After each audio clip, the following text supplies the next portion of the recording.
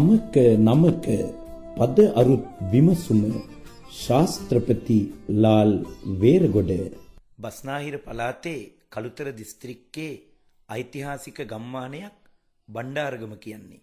අපි බලමු බණ්ඩාරගම කියන නම ගොඩනැගුණේ කොහොමද කියලා.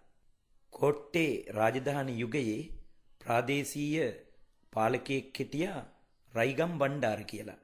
රයිගම් බණ්ඩාරයන්ගේ රාජධානිය රයිගම් පුරවරය ආශ්‍රය කරගෙන පැවතුණි.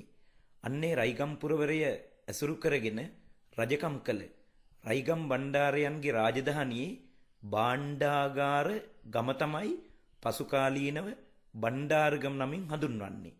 භාණ්ඩාගාර ගම කියන වචනේ බා යන්නේ ඇලපිල්ලත්, ඩා යන්නේ ඇලපිල්ලත්, ගා යන්නේ ඇලපිල්ලත්, ඒ වගේම රකාරය ලොප් වෙලා භාණ්ඩාගාර ගම වර්තමානයේ වන විට බණ්ඩාරගම බවට පරිවර්තනය වෙලා භාවිත වෙනවා.